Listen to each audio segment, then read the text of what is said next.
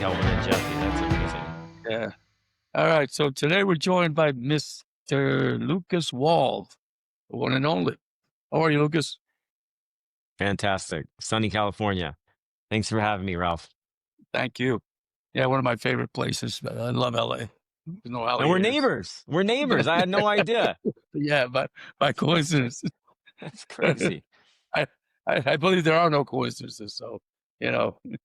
So why don't you start by giving us a little bit of your background, how you got to where you are now, you know, where Yeah, to start. yeah, it's a long story, but basically, you know, I didn't start this whole journey wanting to really even be an instructor. I was a player. I played college golf, played turned pro after college, played the mini tours. I won a state open.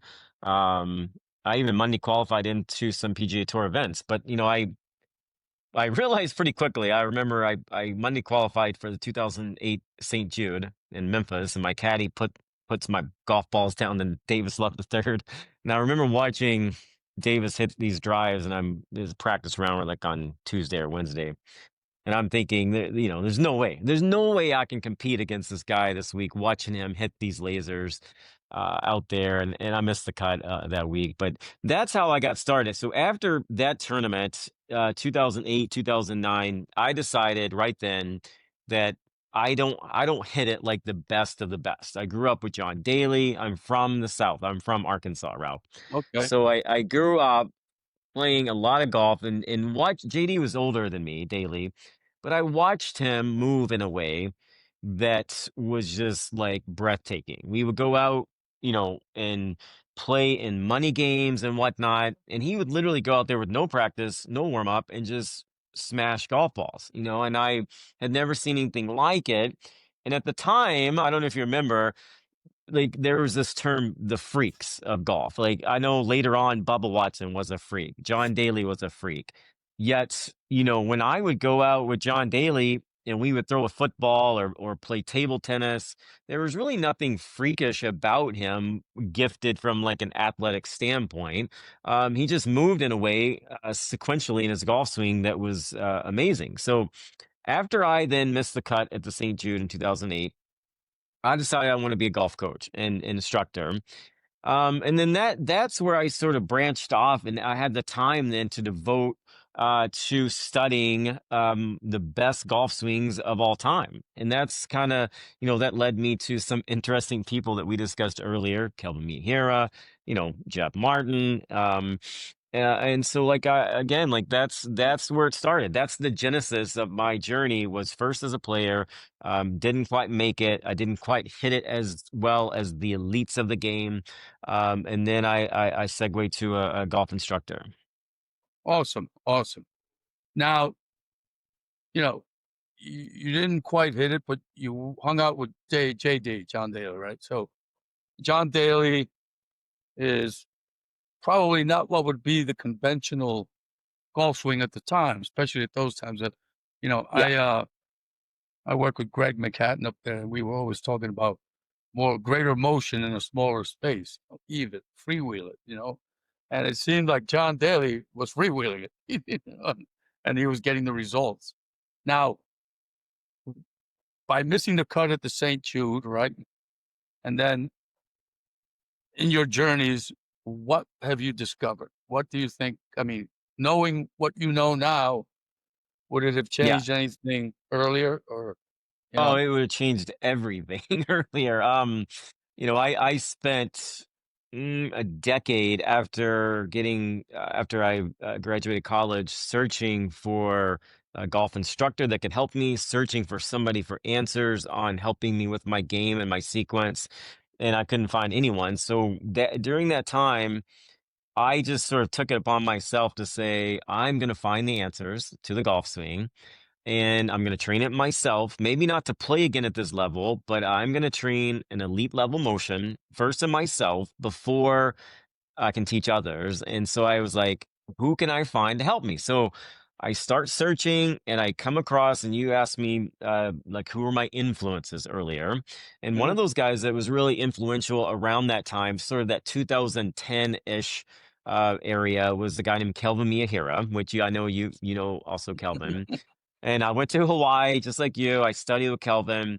And we got some things wrong. We didn't get it all right, but we collaborated and he taught me anatomy. He taught me to sort of take a peek under the hood at the engine of like the golf swing and start defining these commonalities. So like I feel like my sort of claim to fame is taking a look at elite level moves from the early 1900s up until current swings today, and basically distilling the key elements of all those swings and saying there are commonalities to the best swings. John Daly might look like a freak the way he swings, but really he just looks like Bobby Jones. so so basically I demystified, and Kelvin was doing this too before he got sick, but demystifying this mythical idea that you're either born with this innate great swing or you're not. And I said, no, no, no. This can be trained when it's done correctly. And the first part of that, Ralph, was just identifying who had elite motions, right? And so looking back again at like early 1900s, let's just go McDonald Smith. I mean, Ben Hogan loved McDonald Smith's swing, copied it. Obviously Hogan, Snead, Arnold Palmer, Jack Nicklaus, Mickey Wright, Louis Suggs, up into the Tom Watson era, Greg Norman, Tiger Woods, and then the current guys. I love Bubba Watson's swing, Dustin Johnson, JT, Rory, of course, Tiger 2000. So taking sort of a blueprint of all those swings, defining it, writing it out. Like, I mean, Kelvin, we used to spend hours just writing out micro moves of those great swings. I know you have a background in that too, Kelvin. But really distilling those key elements and then coming up, could I train that? Could I train it first in myself? That was sort of, I guess, it separates me a little bit from other instructors, is that I didn't care about teaching it at first. I was like, I have to do it. I have to see myself move in a way that I remembered John Daly moving. Similar. Now, JD, are physiologically, obviously, we're different. I'm 5'8", 150. He's a big guy. But I feel like, again, if I could demonstrate it at a high level, then I felt like I had the confidence to go out and actually teach it. Awesome.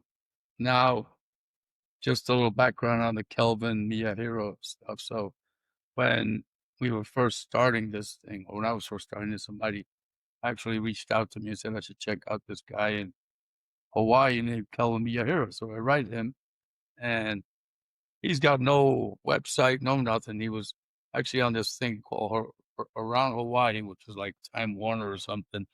And he was like their resident expert. So I said, we started to talk, and one thing led to another. I said, well, let me interview. Let's do an interview. He said, yeah, right. Tell you what, we won't do an interview. We're going to do a webinar, and you're going to sit in on it. So he had himself, and it might have been Grakovetsky, or one of the doctors, some Yeah, PhD, and he, they're both and talking about things that I've never ever heard of.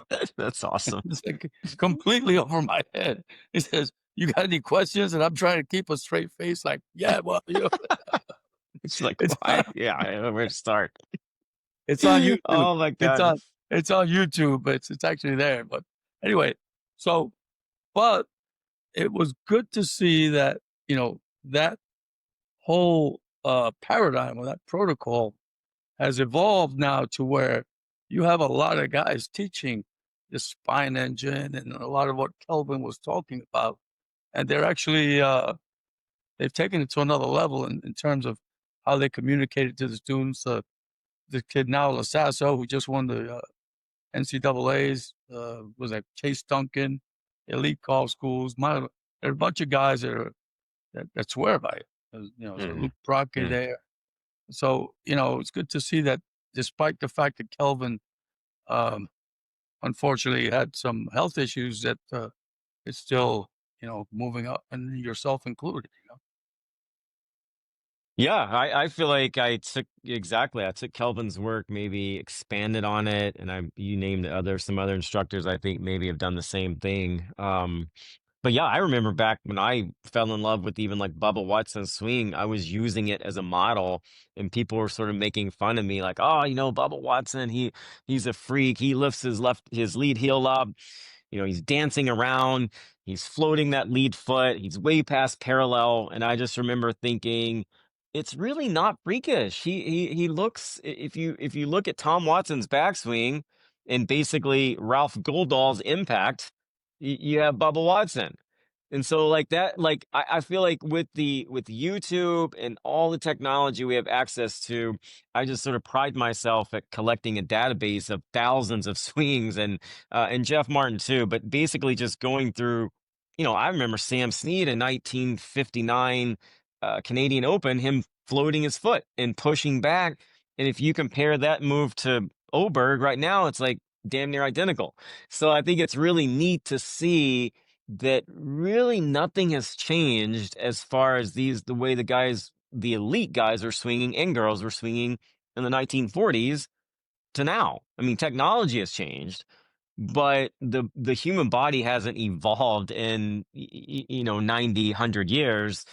Technology has changed, but the way the elites move, it's very, very similar, Ralph. And I feel like, with the advent of, and you just saw my studio earlier with TrackMan and all that, we can look at launch data and whatnot, and yes, that has changed the ability to hit up on the golf ball and stuff. But I feel like Ben Hogan, Snead, those guys would adapt real quick to this modern technology and be right there with, in my opinion, the top pros of today's game. Yeah, I just posted something on Instagram today. Uh, Jack Nicklaus, he said that he never had his swing speed measured until 1998, at which point he was 58 and he was clocked at 118 miles an hour. That's Like, incredible. I did not know that. That's yeah. amazing. So it's like, you know, they were getting it done. And I think that my own personal opinion is that the classic swing is a classic swing. And with all this technology and all that, I think it's just going to come around full circle and come back and prove that they were right all along. It's just that, it's just, it 100%. is what it is. Now, you just said you were 5'8", 150. Now, I saw a post early on, right? One of your early stuff. Yeah. It showed your carry distance with a driver. Okay. That was like 300 yards. I had to be more than that. The- Well, yeah, a fair point. real So I a real 300-yard carry, not 250 with dirty roll. Or it was right. No, yeah. So when I first started this whole journey, 2008, 2009, like I would be on, at the time it was Flight Scope. My club head speed was around 102. 102. Ball speeds upper 150s, maybe touch 160, maybe. I don't even think it was that high. So I would carry it anywhere from 260 ish, 265 max, and I can carry it now once I get moving, 315 ish in the air, So I can go over 180 now. So I train even mid 40s, going from, I remember my peak physical condition probably like around 28, 27 to 30. I thought the answer was going into the gym and getting strong and bench pressing 250 pounds. I went down that route of taking creatine and just building my body up, and that was not the answer. My swing speed, if anything, dropped. And now, like, I'm in shape from tennis and pickleball and other things I play, but now my club speeds, I can get it over 120 easily, ball speeds of 180. So some of it's technology, but you don't swing 120 miles an hour from 102 without a lot of sequence work. So that's pride. I sort of take pride in that. It's like, yeah, I trained it. Now when I look at John Daly and I look at his swing from 1991, crooked stick, I used to not understand it. Now I'm like, I understand exactly what he was doing and how he did that. Now it's hard to train that, but I think that's the cool part of this. It's sort of saying, with the right type of training and work ethic and deliberate practice and purposeful practice, almost anyone can develop elite level golf swing mechanics. Okay, from a hard skill. It doesn't mean you're going to play golf and beat these guys, but almost anyone can develop this sequence that I love, the legendary moves. Right, right. So at 100, so when you were trying to qualify for the St. Jude, you were at about 102 miles an hour or so, right? 70. Yeah, And yeah. that was I did qualify. Yeah, I did qualify. Yeah, at 100 around 100 miles per hour. and that was about what it was, or were you in the, how would you, on the scale, you would have been mid? Low. Low. I was being a short Mm. hitter. You would have Short been hitter. short I hitter. mean, I remember there when I was hitting next to Davis Love and he's banging it off the back fence there, and I'm like, this is gonna be a tough week. I think Justin Leonard won that week, and he even Justin Leonard was longer than me. And I played with Justin Leonard and Brad Faxon a few years ago when Justin was still doing Golf Channel work. We played it at Old Palm in South Florida at Brad's home course, and I'm like 30, 40 yards past these guys. And Fax is not little, Yeah. and so it was just, and I'm saying that to say that if I took my swing from 2008 to a few years, there's no way we would all be kind of about the same as far as distance up the tee. But it does work. This training, as you've seen on my Instagram post, and I get everyday people in here from really all over, Ralph. But we're making incredible case studies of before and after, and I think you probably know this stat, but 20 yards, even on PJ Tour, if you go up 20 yards in distance, that equates to strokes gained driving about, I think it's 0.75 per round. So over 4 rounds, it's 3 shots. So Right. distance does matter. You see Bryson doing this. I mean, we can get in that whole Bryson story if you'd like on the genesis of that too. Um, yeah. But the fact of the matter is that not only can you teach it, but you can demonstrate. And that's pretty Yes. important. Yes. That actually becomes so this is my thesis and this is how it works. And watch this. Flip, boom, right? Yeah, I mean, Trevino wasn't going to take any lessons from any instructor that couldn't play the game. I was like, if you can't beat me, don't tell me about it. If you can't Right. do it, I personally, if I like, I'm a high level salsa dancer. I'm a high level tennis and pickleball player. If I'm going to take lessons, me personally, now some people are different. If you can't do it or at a higher level than me, I don't want to hear about it, or at least demonstrate it at a high level. And that's like even racket skills. It's like, can you do it? Like, then yes, I'll listen to you. But that's just the way I am, and I wanted to be able to do it to show students. And I'll tell you this, like doing it at a slow speeds, which we can get into that if you want on the training side of things, but breaking these motions down and demonstrating from start to finish a high level golf swing is much more difficult than doing it at fast speeds. But I feel like adults especially need to learn like this, where adults need to intellectualize more than say kids. So if I have a kid come in here that's 12, 10, 11 years old, we learn completely different than if I have a 45-year-old adult come in that wants to learn this stuff from the ground up. It's a different learning process.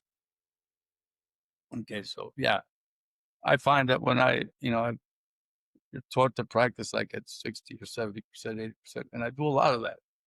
And when I go out on the golf course, I'm swinging at 60, 70, 80%. Everything's going on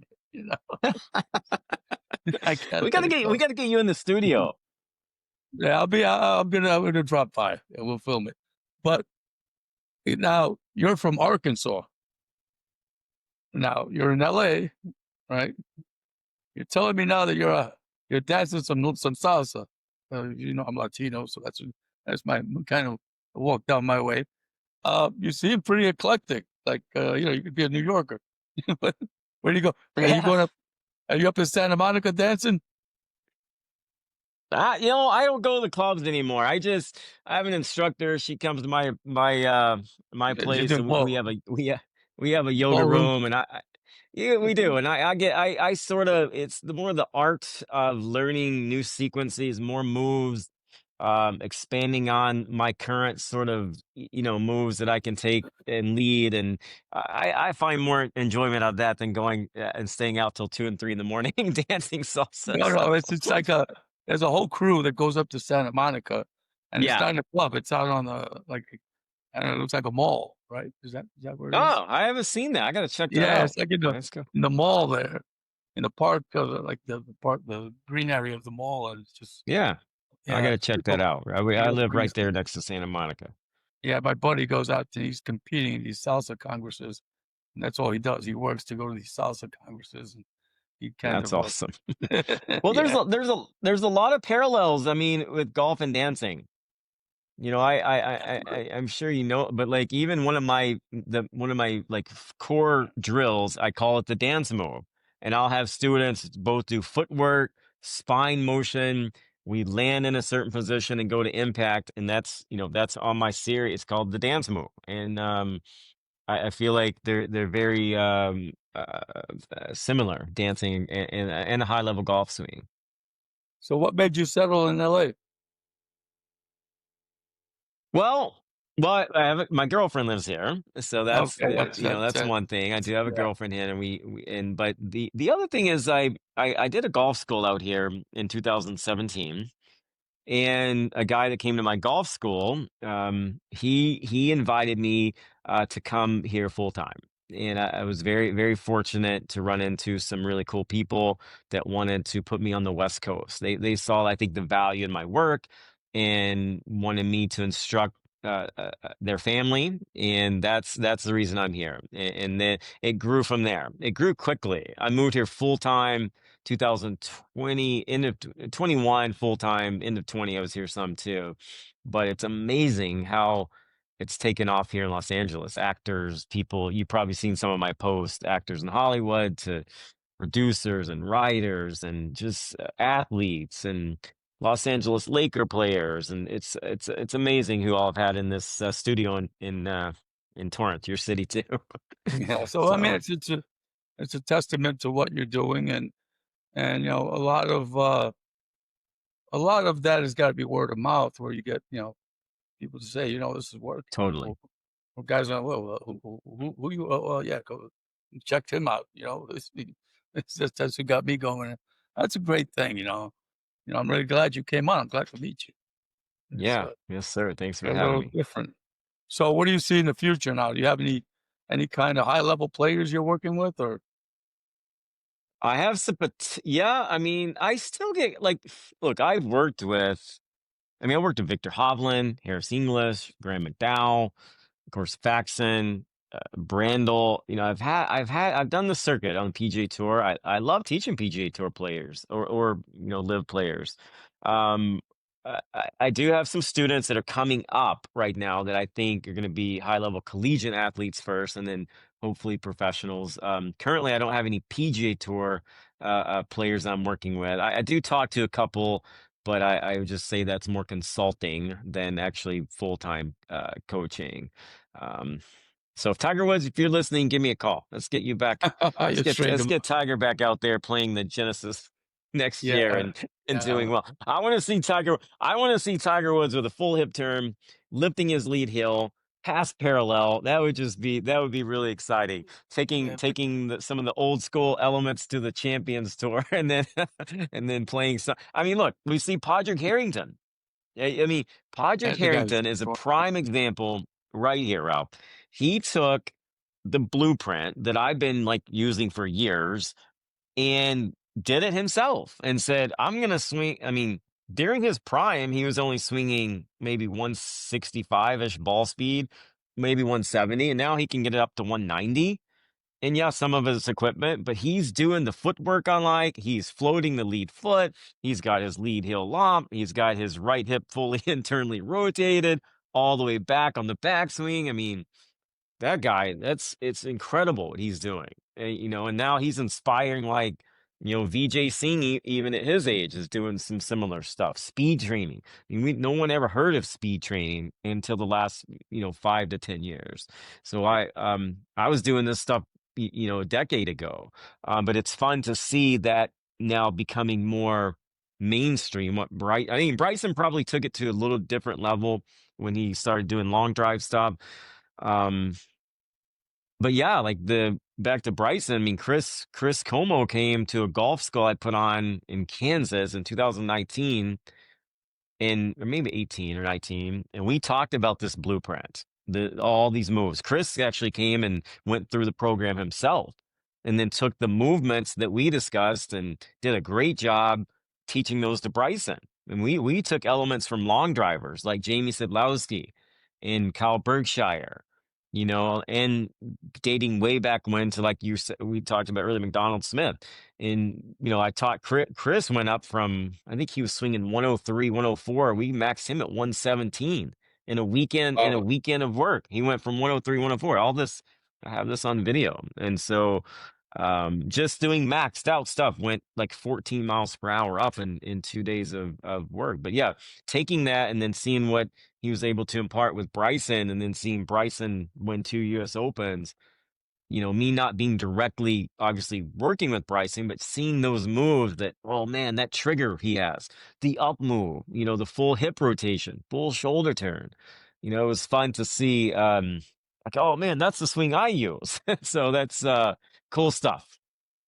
yeah. I mean, I was privy to some information where that paradigm, that protocol, uh, made its way to Tiger through another instructor and to our friend in Hawaii.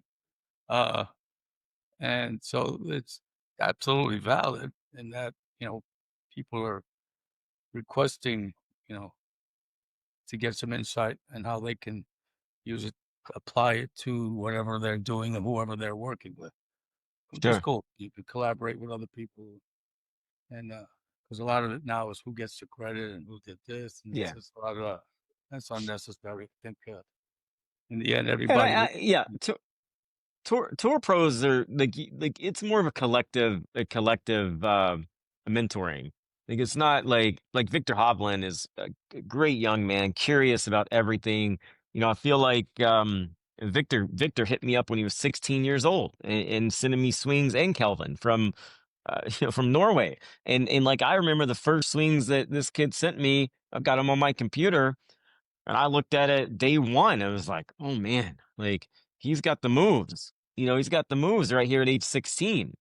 And I felt like at that point, I needed to protect his talent and say, Victor, let's not get too into the weeds on golf swing mechanics because I've seen it go the other direction. I've seen someone like David Gossett or even like Yanni Sin or Michelle Wee kind of lose their way a little bit through too much thinking and too much messing with things. So I didn't want that to happen to Victor, and it didn't happen through college. I think, and he's a great player. I think he's still a top player, but he'll find his way back for sure to I think the top 5, top 10 in the world um, soon. But yeah, it's a slippery slope at that level on getting too much information.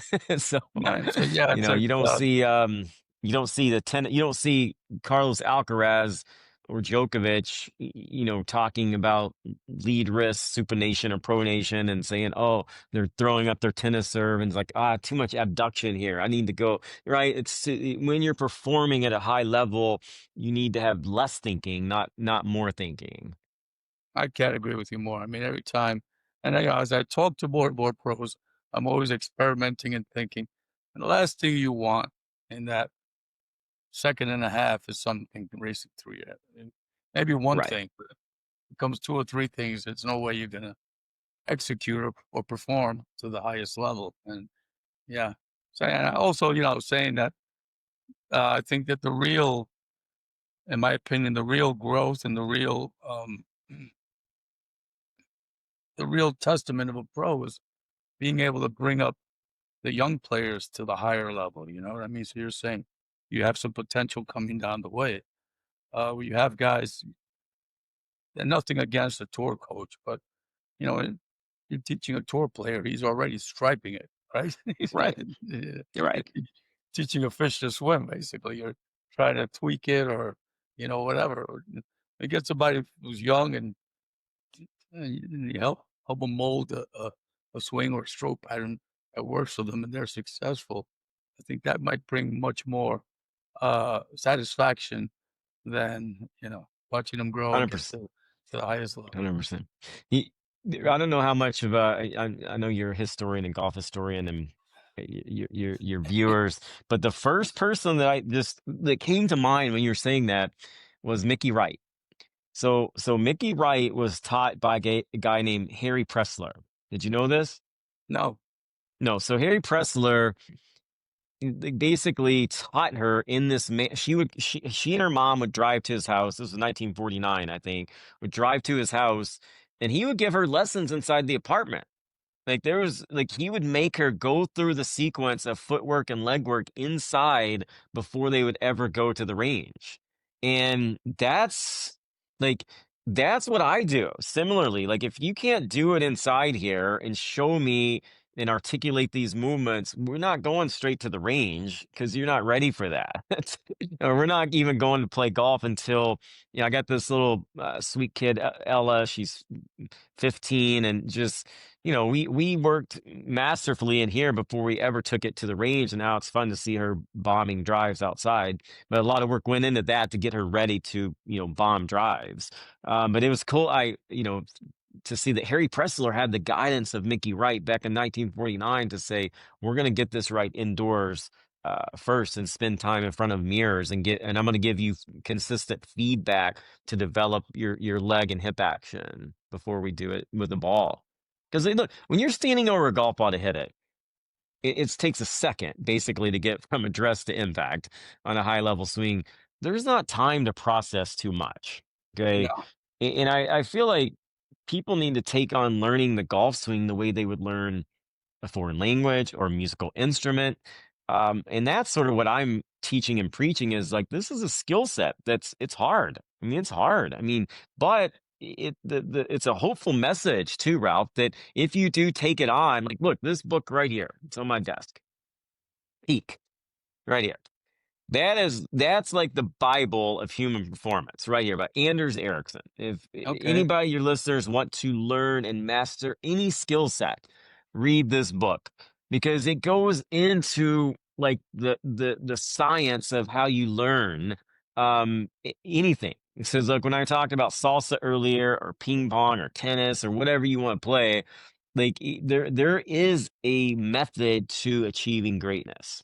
Correct. And or high level, whatever, right? And so first you identify the experts in whatever field. You figure out what they do that makes them so good, and then you come up with training techniques so you can do it too.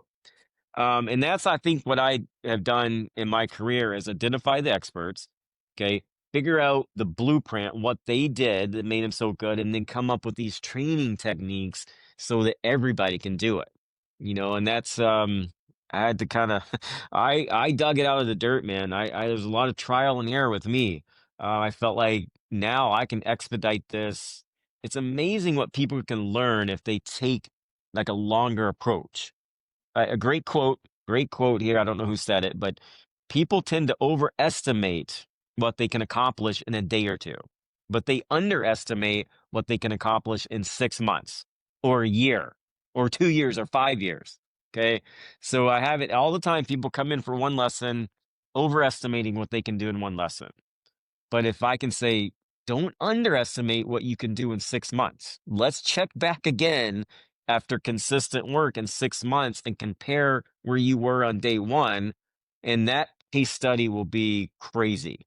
And those are what I can get people to buy into that because you wouldn't sit down at a piano and play Beethoven on day one. It's Sure. too complex, too complex.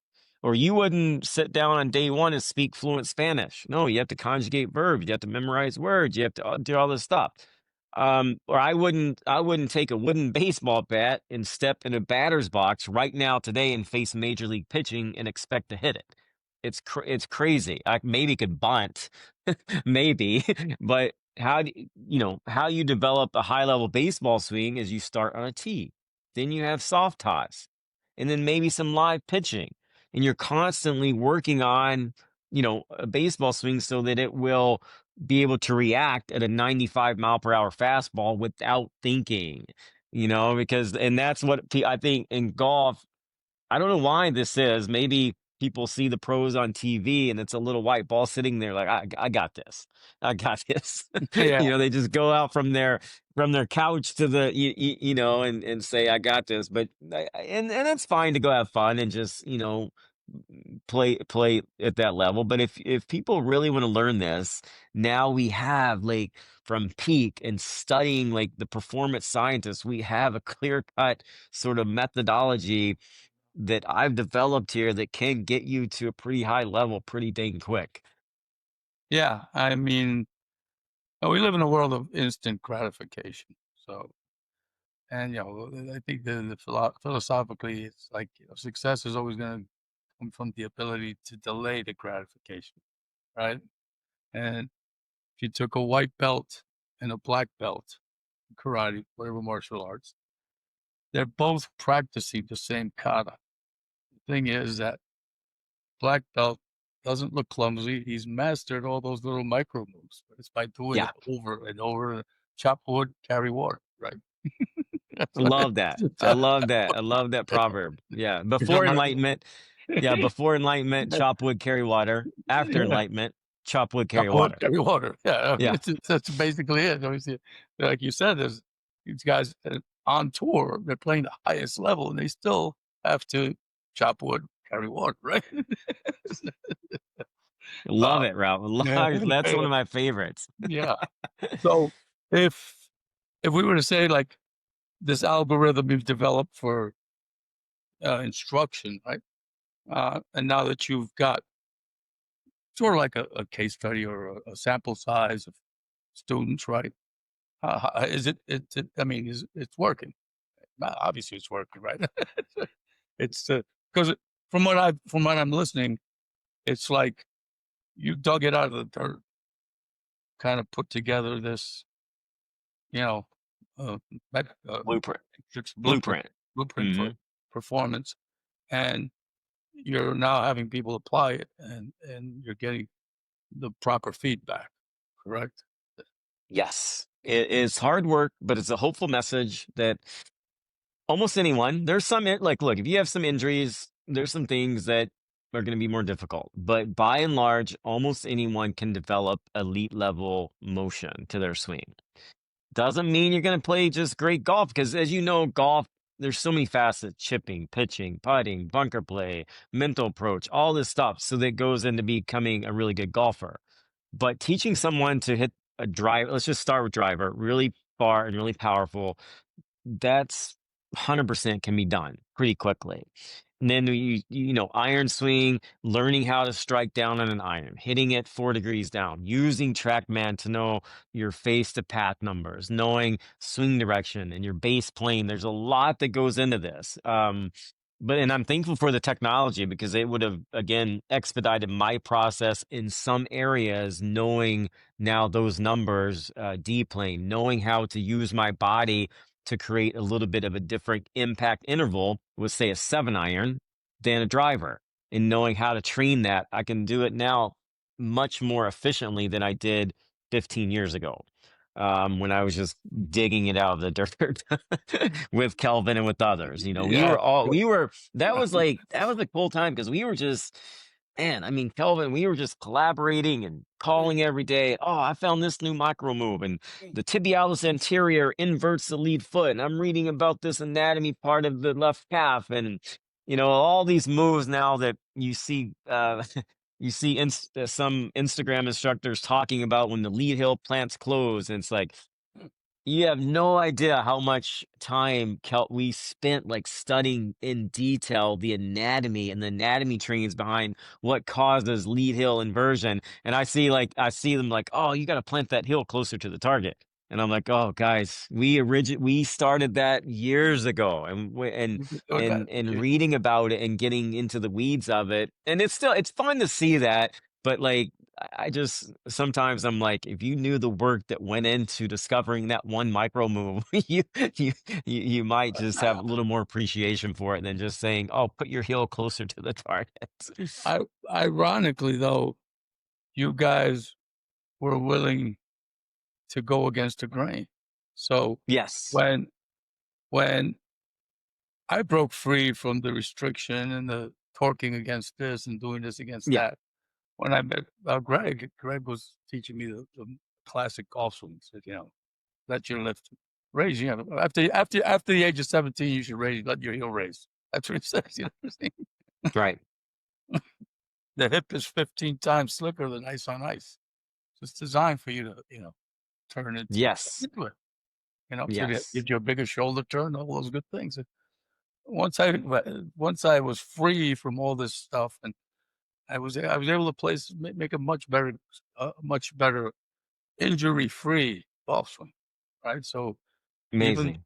even though, like, you're talking about going past parallel, all that, that's freedom. I don't think there's a lot less risk of injury, in my opinion, from somebody who's making a freewheeling golf swing than somebody who's trying to restrict and Well, yeah, create a they're using more muscles. You're distributing the load throughout the whole body, right? Like a young Ben Hogan, if you take him to the top of his backswing in 1940 to like 46, and you put him next to like a current long driver, or put him next to Bubba Watson. I did this the other day. Or in fact, Brandel Shamley and I did a presentation at 2019 Top 100 Golf Summit we were at Pinehurst, and we Okay. we did this great presentation up on and we put Ben Hogan next to, I think it was Jamie Sedlowski. I think I also put him next to Bubba, and people just couldn't believe that Ben Hogan was fully turned like that with the club, like this at the top.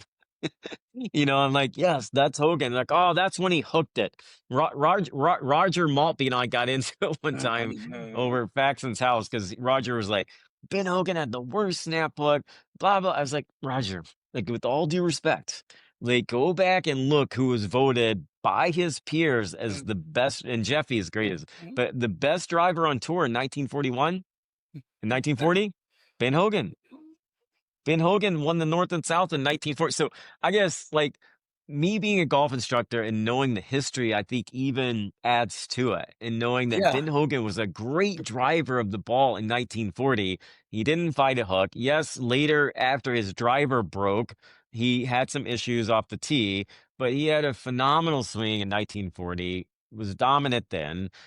So yeah, I think that long swing where, and after post accident, he had some, obviously his body just didn't move as well, so he couldn't take it back as far. But anyway, I thought that was neat to demonstrate that a young Ben Hogan looks like a long driver. And by the way, Ben Hogan was the longest. There was only one other guy. It was Jimmy Thompson. Jim Thompson, Was yeah. longer than Ben Hogan. He was right there at 5'7", a buck 30. It was hitting it as far as anyone. He and Snead and I think Jimmy Thompson might have been a little longer than both of them, but it was fun to show all the people at the top 100 the history of these swings. Yeah, I mean, Hogan's ability to get everything into that back of that ball was amazing. With what little, his frame is, he And got that's what I everything. and that He got Ralph. That's what I mean. everything. And that's what I prided myself. Is like, look, I'm not the biggest guy. I want to be able to hit it as far as like top PGA Tour players, and that's what I was able to demonstrate. That again, John Daly, you're not. I love you, JD, but you're not a freak. You're not Right, the swing that John Daly learned. Basically, he copied from Jack Nicklaus. I mean, right, John Daly's dad. John Daly told me this. He said my dad was drinking too much and basically cut. He's like, I want to learn golf, Dad. And he said, here, copy this. And he gave him like a cartoon cutout sequence of Nicholas's swing and said, copy this. And Daly went out in the yard and like just like used the legwork that was demonstrated of Jack Nicklaus in that cutout sequence. And that's how he learned the swing. And as you know, when you learn something at that age, 4, 5, 6, 7 years of age, it goes right into the deeper parts of your brain, the right, subconscious, and it's always there. It never right. leaves you. Like No, learning a foreign language, if you learn a foreign language as a child, you might not be able to describe to someone else how you're speaking it, but you can just do it. sure. And that's what he did. So, but when I would ask Daly years and years later, when I was trying to learn this stuff, John, how you doing this stuff? And he's smoking a cigarette and Mhm. drinking and, doing this waggle and just bombing it. He couldn't, he tried to tell me, he tried to articulate it in his own way, but he didn't have a clear understanding. And at the time, I'm like, oh, you're keeping something from me. Tell me. And he, unfortunately, he couldn't tell me because he learned it at a young age and it went right into that deeper part of the brain.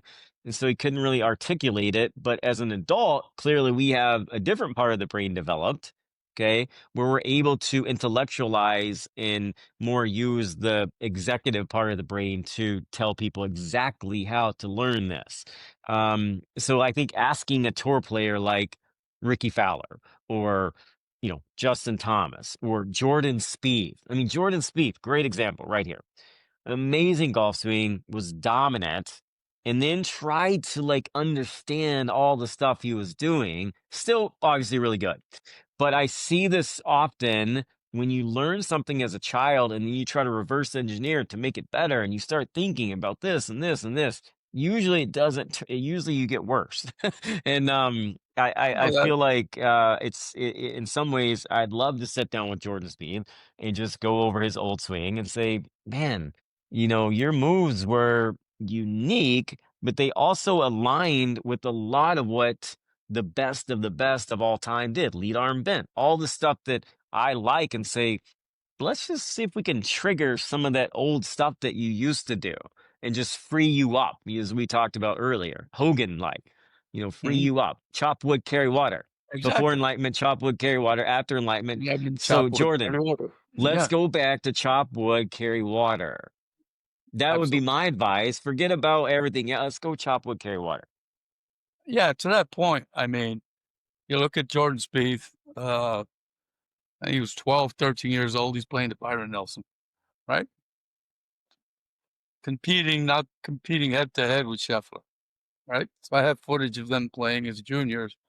It seems like Scheffler has his own path and his own vision of what he's doing. He's not paying attention to anybody.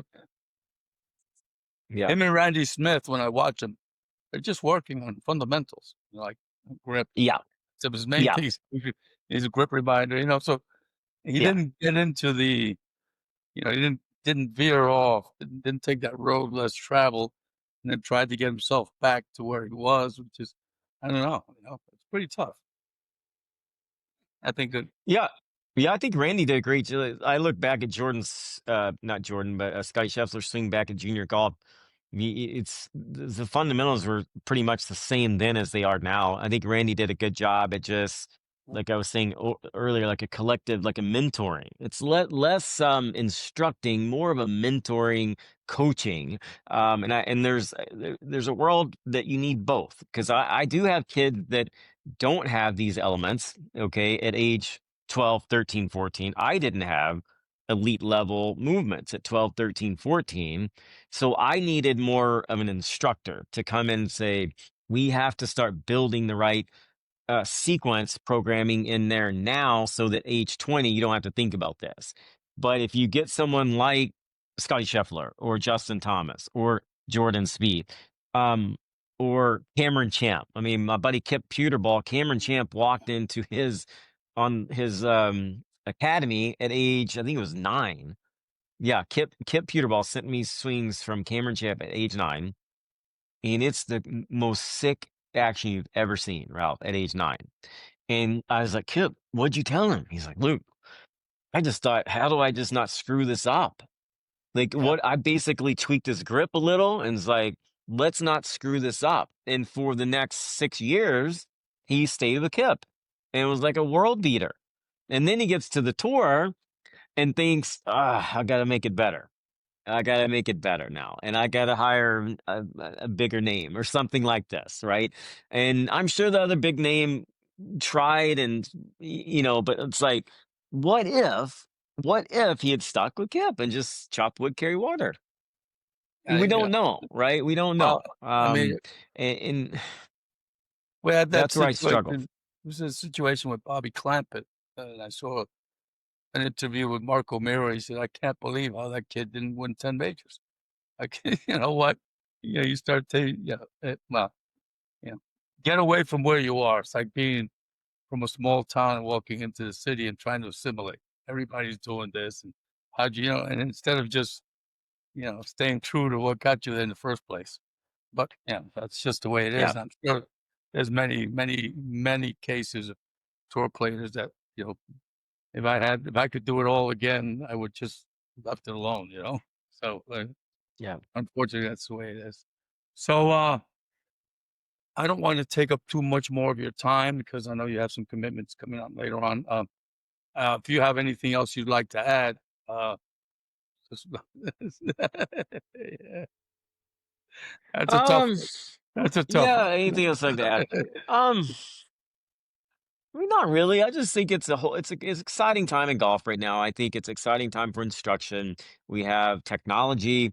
We have now coaches, a lot of good coaches, a lot of good instructors that have taken it's just cool to see right now me scroll Instagram and see people taking these elements and making it more mainstream, lifting the heel, full hip turns, full shoulder turns. It's not taboo now to go, past parallel to backswing. So I think it's an exciting time to be a golf instructor. I'm seeing this stuff that I was seeing 15 years ago and you said we were risk takers. I Yeah, endured a lot of just crazy messages telling me just it's so bizarre what you're teaching. It's terrible, blah, blah, blah.